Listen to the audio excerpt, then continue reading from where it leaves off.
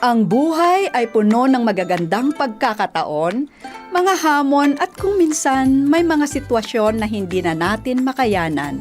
Pero tandaan, hindi mo kailangang harapin ang lahat ng mag-isa. Tune in to Faithcast kung saan tayo ay magsama-samang pag-usapan ang pamilya, relasyon, personal na paglago, mga pagsubok sa buhay at ang pag-asang matatagpuan lamang natin sa Diyos. Pakinggan ang Faithcast tuwing Linggo at Miyerkules, alas 9 hanggang alas 9:30 ng umaga. This is Rolin Cadalig. And this is Lou Imperial. Be inspired Be encouraged. and let's keep rolling in the loop of faith. Dito lamang sa Faithcast. Hello friends! Good morning po sa inyong lahat and welcome to another episode of Faithcast. Ang ating pong munting tahanan sa radyo kung saan ang pananampalataya ay hindi lang pinag-uusapan, Yes. kundi isinasabuhay araw-araw. Ako po si Lou Imperial. At ako naman, si Rolin Cadalig. Maraming salamat kaibigan dahil muli mong pinili na samahan kami ngayon. Ano man ang ginagawa mo sa oras na ito, gusto naming malaman mo na masaya kaming makasama ka. Yes, ma'am. At alam niyo po ba, isa po sa mga paborito kong isipin, no, kada magsisimula tayo dito sa Faithcast, hindi natin alam kung sino ang nakikinig na may mabigat na dinadala. Ano po, may isang nanay na pagod na, may isang babae dyan na parang gusto nang sumuko sa buhay, Yes. may isang asawa na tahimik lang pero maraming iniisip, at meron rin po tayong mga estudyante dito or mga empleyado na nakikinig, no, nang umingiti sa lahat pero sa loob-loob niya, gusto na niyang sumuko. Yan, tama ka yan, Lou. At nagpapasalamat tayo talaga sa Faithcast. At hindi nga talagang aksidente na nakatune in sila ngayon, yung mga Yes. nandyan na nakikinig. Palagi naming ipinagdarasal na gamitin ng Diyos ang bawat kwento, bawat talata ng Biblia, bawat istorya sa Bible. At kahit simpleng usapan namin ni Lou, ay ipaalala na tayo, isang tao na nakikinig dyan, ay hindi siya nag-iisa. Dahil minsan, isang pangungusap lang about faith, isang paalala lang, sapat na para muling magkaroon ka ng pag-asa ang iyong puso. Yes, kaya gusto ko pong pasalamatan ang ating mga kaibigan, no, sa pagpili nyo pong samahan kami dito sa Yes. Faithcast. Hindi lang Thank po you. tayo mag-uusap ngayon, kundi maglalakbay tayo ng magkasama sa salita ng Diyos at hahayaan nating siya ang mangusap sa ating mga puso. Kaya bago tayo magsimula, ma'am, gusto ko pong batiin ang lahat na nakikinig sa atin sa AWR 89.1 FM, maging sa ating mga Facebook and YouTube channel, ano po, na Adventist World Radio Manila. Kung kayo po ay may gustong iparating sa amin, no, pwede kayong mag-text sa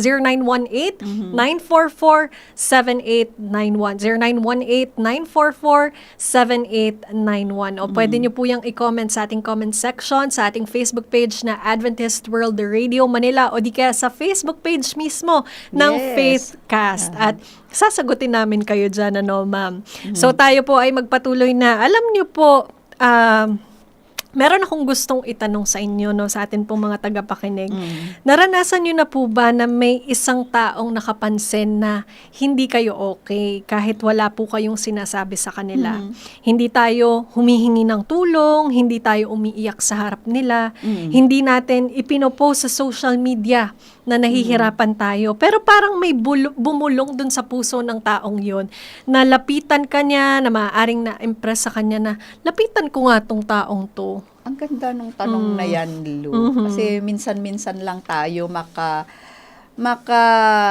or bihira yung mga tao na talagang lalapit sa'yo at tatanungin sa'yo kung okay tayo o hindi tayo okay. At sa totoo lang, marami rin sa atin, no, na sanay na magsabi sa kaibigan natin or kung sino man na sasabihin natin, okay lang ako. Parang nakaka-relate ako dyan. Kasi nung, kailan ba yon, nung Wednesday, na tayo ay nagkaroon ng care group sa ating kababaihan dito sa ating office. Nagbigay si Lou kasi ng parang sinulat nila yung mga verses na kung ano yung nakaka-relate sila sa pinagdadaanan nila, sa experience nila nung time na yon. At lahat almost all of us na nagsabi na sa araw na yon ay meron pinagdadaanan. Kasi iba-iba din po tayo ng personality, no, ma'am? Na may mga taong nagsasabi ng problema, may mga taong talagang tinatago. Oo. At pagandahan lang ng pagdadala ba? At parang kung pupunta ka naman sa kanila, nakangiti, at ginagawa nila naman talaga yung work nila. But behind those smiles ay hindi pala sila okay. No? Patuloy pa rin nila ginagawa yung kanyang ginagawa nila, pero ang totoo, ubos na pala ang kanilang pasensya at hindi na maganda, umaayos ang kanilang nararamdaman. Exactly. Parang nakaka-relate din ako dito, mama. May panahon po kasi na parang sabay-sabay lahat, no? Sunod-sunod po yung gagawin natin sa trabaho, may mga obligasyon pa rin tayo sa bahay. Iisipin pa natin yung mga anak natin, no? May mga tao din na umaasa sa atin. So, bilang babae, parang may pressure na parang kailangan nating maging strong lagi. Hindi po ba? Parang gusto natin na ipakita na kaya ko to, okay lang ako, hindi ko kailangan ng tulong. Pero sa totoo lang po ay pagod na talaga tayo. Hindi Ay, ba, naku, ma'am? Lu. Feeling ko maraming kababaihan ang nakaka-relate sa itong pinag-uusapan natin, Lu. Lalo na ang mga nanay, mga wives, mga caregivers, minsan pati ang mga women leaders natin sa church. Laging sila yung mga nagbibigay, laging sila yung nag-aasikaso, laging sila yung mga umaalalay. Pero bihirang may magtatanong sa kanila, ikaw, kumusta ka naman? Kumusta ang pakiramdam? Kumusta yung ginagawa? Kaya napaka-importante, friends, ang magbigay ng pansin sa ibang tao. Magbigay tayo ng attention sa kanila. Siguro ang gagawin natin, magandang gawin, Lu, pag mayroon tayong kasalubong or mayroon tayong nakita, nalapitan na kaibigan or kahit sino man, you stop for a second, look at the eye, you smile at that person and say, God bless you today. Yes. Wow, ang sarap ng pakiramdam pag yun ang napakinggan mo sa araw na yan. Maikling sentence lang siya pero may power siya na makapagpaganda ng mood ng isang tao, Tama. makapag-uplift ng spirit ng isang tao. So, ito na nga, ma'am, no, sabi ko nga nakaka-relate ako sa inyo. Every Monday po kasi nagmi-meeting kami ni ma'am.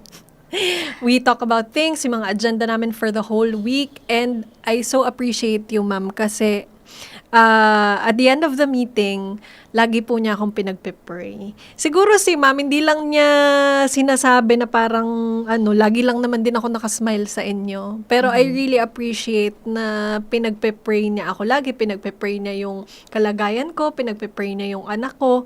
So, maganda din to, ma'am, na may impart sa ating mga listeners. Kapag meron sila nakita, meron kayong kapamilya, kaibigan, na nakikita nyo na may pinagdadaanan, maganda na ipanalangin natin. Tama. Kanina nga po si Ate Chris Morada, hello Ate Chris. So nakapag-usap kami. Pinag-pray ko siya after. Kahit sabi ko sa kanya, ate, hindi ako masyadong mabulaklak manalangin. Pero sige, mag-pray tayo. And she appreciated it. Wow, ang sarap naman ng may ganyan na karanasan na ipinag-pray ka. Ako kasi, Lu, yun yung nabanggit ni Lu. Naka-smile, nakikita kita na masaya.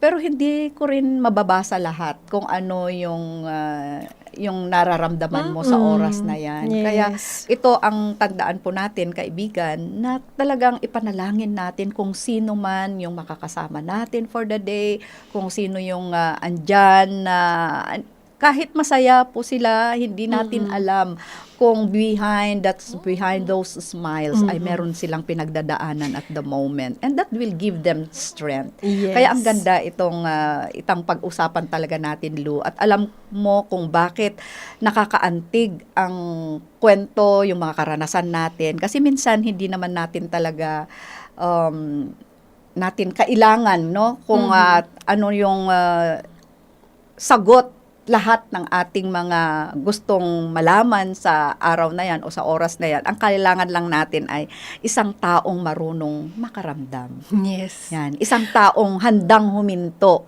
Parang ng special sandali. trait din yan, ma'am, Yes. no? Yung marunong kang makiramdam sa kapwa mo. Parang special trait din siya. Hindi po ba? Ang sarap, tama ka, Lu, ang sarap na i-practice yun.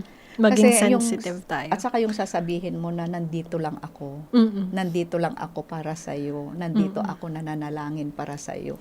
Kahit wala kang ibibigay sa kanya, kung yun ang mapapakinggan niya. As a very It gives sentimental strength. person, talagang na-appreciate ko po yung mga taong ganun, no? Opo. Kaya ayan nga po ang ating pag-uusapan ngayong umaga, no? Ang compassion. Ano nga po ba ang tunay na compassion? Ang difference po nito sa charity na pinag-usapan po natin last episode, ano? Yeah. Ang compassion ay yung may pakiramdam ka na Yes. maaawa at mag-respond ka sa nararamdaman mo kasi nakita mo yung sufferings. Kumbaga nanggagaling yung pag-aaruga sa puso mo. Kaya ka nagkaroon ng charity because of the compassion that you have in your heart. So, ibig sabihin lang na compassion is the heart to care. Yung charity is the hand that gives.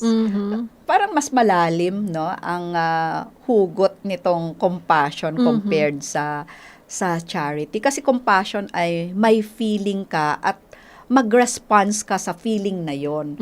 Yung maaawa ka, kasi iniisip mo kung ano yung mangyayari sa taong yan pag hindi mo gagawin yung charity mo para sa kanya. So, pwede ba to, ma'am, yung parang inilalagay mo din yung Yung sarili sarili mo sa situation niya? Yes. And mas maano pa kasi ilalagay mo yung sarili mo pero iniisip mo na kung ano yung kahihinatnan. Kung hindi ko gawin ito, ano kaya ang mangyari sa kanya? Yung meron ka talagang awa, yung sinabi mo sa kanya kanina na meron ka talagang awa sa taong yan. Okay, so charity can give a person food, but compassion asks, how can I walk with this person and help restore their life? Ayan. Ayun. This is what Jesus did when He was here on earth. Ito daw po yung ginawa ng Panginoon, no, ni Jesus. Noong nandito siya sa lupa, He was moved with compassion for the helpless, for the hungry, toward the rejected, moved compassion for the sick and healed them. So paano tayo, ang tanong sa atin, paano tayo magiging katulad ni Jesus na hindi lang nakatingin sa Sa mga tao. tao, Yes. kundi tunay na nakikita ang pangangailangan ng iba. Kaya yun. Minsan ang hirap nitong i-practice din, ma'am, no? Kung you yourself, you're experiencing hard times. Tapos nakikita mo yung iba. Kung minsan nga parang may compare mo pa, bakit yung iba ganito, bakit ako ganyan? Yung kumbaga meron silang mabigat na pero Pinagdadaanan. pero ikaw okay lang din sila. merong Oo. pinagdadaanan din. Pero alam mo, yun nga ang observation ko din na kung ikaw ay may pinagdadaanan at may pinagdadaanan ng ibang tao, pero ikaw yung nakakaramdam. Nakakaramdam ng yung nangyayari sa taong yun. Ikaw yung magbibigay ng from your experience, you learn from it, then doon mo yung hugot mo ng pagmamahal sa sarili mo ay ma-share mo sa iba. Yes. Kaya ayan, makikilala natin mamaya, kaibigan, ang isang babae na naman sa Bible, kung sino ba yung nakaramdam ng ganun na compassion sa ibang tao, lalong-lalo na sa mga matatanda, sa mga less fortunate. At ito yung ating makikita na halimbawa ng malasakit sa kanya. So, ito na nga, ma'am, yung compassion, no, parang awa talaga siya. So, may isang lumang kasabihan po na talagang tumatak sa ating mga puso. No? You can give without loving, but you can never love without giving. Napakaganda po nito, no? Pwede kang magbigay ng walang pagmamahal. Oo nga, no, ma'am. Parang magbibigay ka lang for recognition. Yes. Yung minsan nga, yun nga yung word na charity, di ba? Marami tayong napapakinggan na, Yes. charity yan. Maganyan. Yeah, we can give. Marami, malaki ang binibigay. But without love, it's useless. Yes. Kaya, itong word na compassion, nanggagaling talaga sa pagmamahal. Na naramdaman niya kung ano yung sitwasyon nung binibigyan. Yes, kasi Kaya po, siya nagbiga. Kaya that moves her or that compels her to love more, to give more, kasi naramdaman niya mismo. Kasi imposible po na ang totoong pagmamahal na hindi ka nagbibigay. Kapag mahal mo ang isang tao, natural tayong kikilos. Oo. Siyempre, natural tayong magbibigay. Ibibigay nga natin lahat eh. Pag mahal natin ang isang tao, ibibigay mo, paparamdam mo lahat. Natural po tayong magmamalasakit. At ang maganda dyan, Lu, sa compassion ay ipaparamdam mo, magbibigay ka, pero don't expect something in return. Kasi dyan tayo na frustrate minsan, na we give because sabihin mo para gagawin niya din sa akin, hindi ako masasaktan sa kanya kasi nagbigay ako sa kanya. Minahal ko talaga ng todo. Nakaka-relate ba Kaya, kayo dyan? amen doon sa sinabi mo kanina. At yun mismo ang sinabi ng lesson natin. Giving is the expression of love. Hindi kailangan na mayaman tayo para maging compassionate. Hindi kailangan marami tayong resources. Ang compassion ay nagsisimula sa pusong handang magmahal. Kapag ang puso ay, alam mo yun, puno ng pag-ibig ni Kristo, hindi talaga mapipigilan ang mga kamay natin na tumulong. Kaya napaka-importante yan na yun yung basis natin, the love of Christ is in us. Yes, kaya nga po, ang Bible woman natin for today, no? Hindi siya queen, hindi siya prophetess, hindi rin siya preacher, pero hanggang ngayon po ay inspirasyon pa rin siya ng napakaraming Christian Sino women. kaya to? Ang pangalan po niya ay si Dorcas. Si Dorcas. Kilala naman si Dorcas. Ang hindi masyadong kilala ay si Joanna. Diba? Oo. So, Opo. kilala rin natin si Dorcas na Tabitha. Okay? May yung pangalan na Tabitha at Dorcas ay isang tao lang. So, kung may Bible ka dyan, kapatid, ay matatagpuan ang story ni Dorcas sa Acts 9 verse 36. Sabi dito, now there was in Joppa a disciple named Tabitha. She was always doing good. Yan yung word, she was always doing good and helping the poor. So napakaigsi kaibigan ulit itong verse natin ngayong umaga ng kanyang description si Tabitha or si Dorcas, pero napakalalim kung anong ibig sabihin sa atin ito, Lu. Sa mga kababaihan dyan, no? Yun yung kagaya nga ni Joanna at ni Dorcas sila ay simpleng babae lang. Kaya pati si Joanna, no, simple lang siya.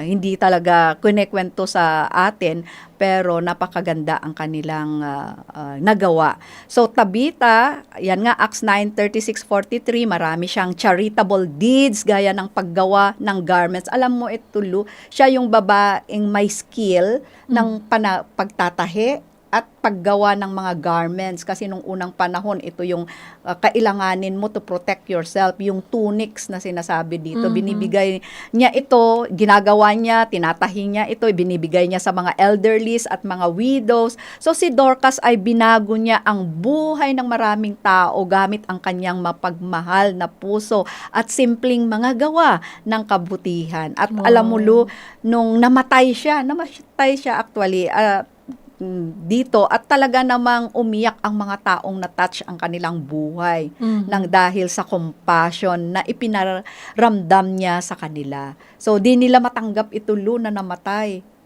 Kaya ganun pala, no, pag ang mga tao na mabuti talaga ay ayaw mo talaga, attach ka na doon sa tao. So, yan ang buhay ni Tabitha. Yes, her life was wonderful, because of her compassion.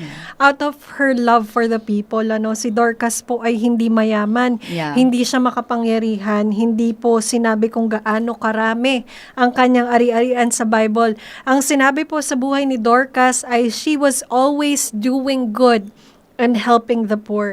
Parang iyon po talaga ang identity niya sa Bible. Kaya, gusto ko yung nabanggit mo na always.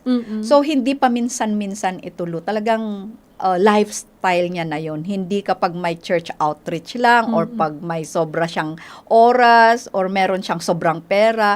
So, compassion sa kanya became her lifestyle.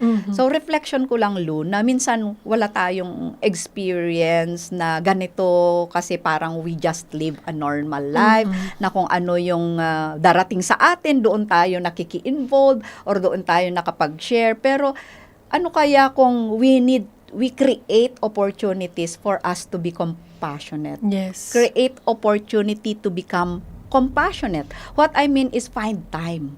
Find something or find someone to give that compassion. So, sa story ni Dorcas, sinabi doon na si Dorcas ay nagbigay talaga kahit limitado nga ang kanyang resources. Kaya, even how limited our resources, we can still be compassionate. Yung pagmamahal na ang magtutulak sana sa atin na magbigay. At ang pagbibigay niya, kagaya ni Dorcas, ay naging, ito yung pagpapakita ng kanyang tunay na pagmamahal. At alam niyo po ba, habang pinag-aaralan din po namin yung lesson natin, ay isang detalye na napansin ko po dati. Sinasabi doon na wala tayong ebidensya na si Dorcas po ay nag-asawa. Pero sa kabila po noon, yes. Single si Opo, Dorcas. napakarami pong mga tao ang nagmamahal sa kanya. Parang naging ina siya ng napakaraming tao. Parang mother of all nation. So napakaraming tao nga po at hindi dahil nagsilang siya ng maraming anak, kundi dahil nagsilang siya ng pag-asa. So, napakaganda po talaga ng buhay niya. Nagbigay po siya ng pagmamahal, nagbigay siya ng panahon, nagbigay siya ng pag-aaruga or care sa mga tao. At alam niyo po mga kaibigan, hindi kailangang magkaroon ng sariling anak para masabing ikaw ay mother sa ibang tao. No? May mga babaeng nagiging nanay sa pamamagitan ng kanilang kabaitan. Kaya sa mga titang ina po dyan, no? Titang ina. May mga tita na parang nanay, mga teacher na parang nanay, may mga church member po tayo na parang nanay na natin. At ayun po yung ginawa ni Dorcas. Kaya nga siguro yung nakikinig dyan ngayon ay isang single woman, wala siyang anak, wala siyang asawa, baka iniisip mo pang family lang yata ang ministry. Pero tingnan natin si Dorcas, 'di ba? Hindi naman siya naging asawa o ina ayon sa kwento niya. Naging pagpapala naman siya sa buong komunidad. So ang buhay niya, kaibigan, ay hindi nagpapaalala sa atin na ang ating value ay hindi nakabase sa ating marital status. Kung tayo may asawa or single. Sasabihin na, ay naku, single ako, wala akong, parang konti lang or wala akong maiambag. So nakabase ito, kaibigan, sa kung paano natin hinahayaan ang Diyos na gamitin tayo, kung ano yung meron tayo. Amen. At dumating po ang isang malungkot na bahagi ng kwento nyo dyan, ma'am. No? Nagkasakit po si Dorcas at namatay po siya. At nabanggit niyo po ito kanina. Sa ating pag-uusap, kapag may namamatay, madalas maraming magagandang salita ang ating sinasabi. Pero sa kwento ni Dorcas, may twist, may kakaibang nangyari. Yeah, tama ka dyan, Lo. Nung pagdating ni Apostol Pedro, hindi yung speeches ang napakinggan niya na ipinakita ito ng mga balo, hindi yung mga accomplishments niya, hindi yung certificates, hindi pictures, kundi alam mo kung ano yung pinakita niya. Ang ganda nga itong story na ito, mga damit, mga garments, yung mga tunics na ginawa niya, yun yung pinakita ng mga kababaihan, mga elderlies kay Peter, na suot-suot nila at sinabi nila, ito binigay ni Dorcas ito sa amin. Imagine that. Habang umiiyak sila, hawak nila ang mga kung ano yung binigay ni Dorcas na ginawa ng babaeng nagmalakasakit sa kanila.